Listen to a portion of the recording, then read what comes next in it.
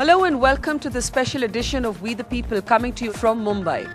Mumbai is a city that is confronting its self-image and reviewing it today. This is a city where I've often heard, as somebody who lives in Delhi, that this is a city that's much safer for women. But does that still hold? There are well-known commentators in this city, and we'll be talking to some of them. Shobha, for example, who said maximum city is now Besharam city. Get past the myth that Mumbai is safer for women. Beyond the argument of one city versus the other, the question remains for all of us as women.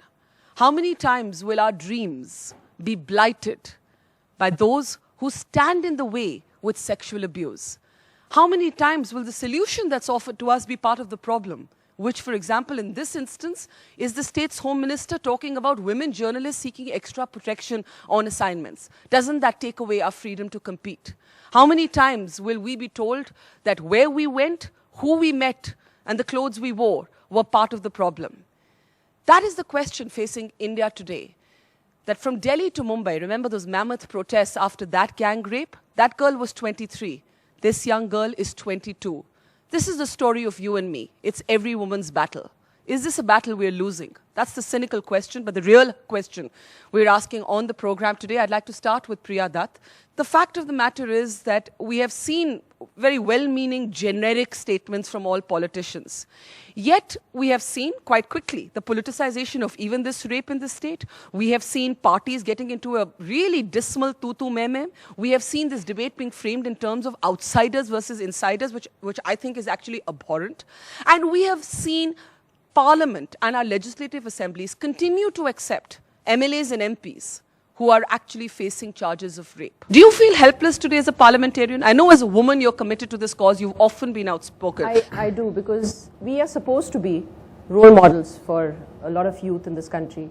And today when you see what is happening in Parliament, I think we all who really want to make a difference and who are there to make a difference do feel ashamed.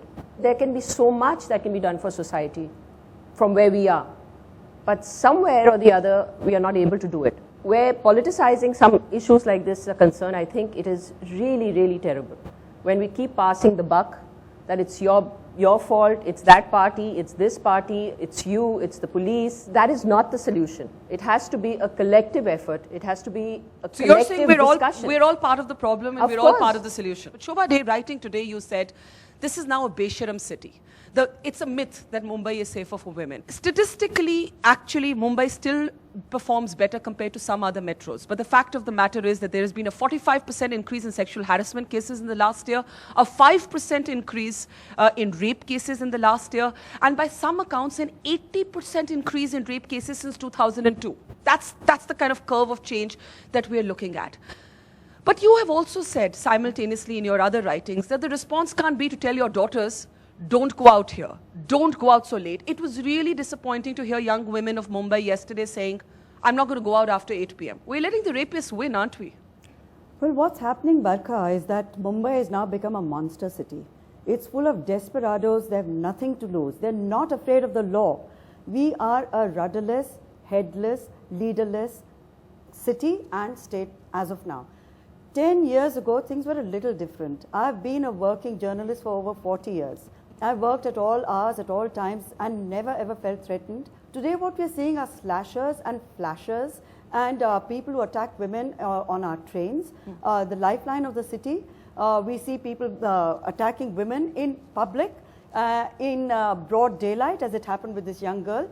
But what we are forgetting is that the history of Mumbai is also not all that fantastic. What about the rape that took place by a cop in a cop station in Marine Drive? Yeah. Who remembers that anymore? Yeah. I mean, what can be more degrading than the police themselves being a part of the problem? Yeah. But to blame the police alone is not fair. Our cops are wonderful. They're overworked. I wish they had better things to do with their time than, as Shaina and I were talking earlier, than VVIP security. And they just are not able to cope with the city's problems. They can't be everywhere at all times. Which is why it's But actually the character ridiculous of for the city R.R. has Patil changed. to say that women journalists should take protection. No, but it's offensive, that's actually, that kind of ludicrous to say, condescending. Because A, you're creating a ghetto, you're creating a category, Yeah. saying somehow that women journalists are more privileged. What about all these young girls sitting right Yeah. here? Yeah. You mean they don't deserve protection and Yeah. we are some special breed? Yeah. No, thank you. I tweeted about it and I said, I'm willing and happy to protect you, sir,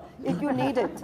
And, you know, you can keep your protection to yourself. Protect him from his statements Yes, too. really. And that maybe he needs to go to a gender sensitization program. That's what I said in my tweet. Yeah. But this is what we've reduced Mumbai to. And these young men, to talk about migrants, the city has always been driven by migrants.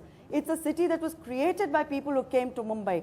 Women from across India who came to Mumbai because they felt it was a city that would protect them, where they had opportunity, where they would succeed. You know, it pains me as a Mumbaiker to see what we have allowed Mumbai to become. We have surrendered it to gundas.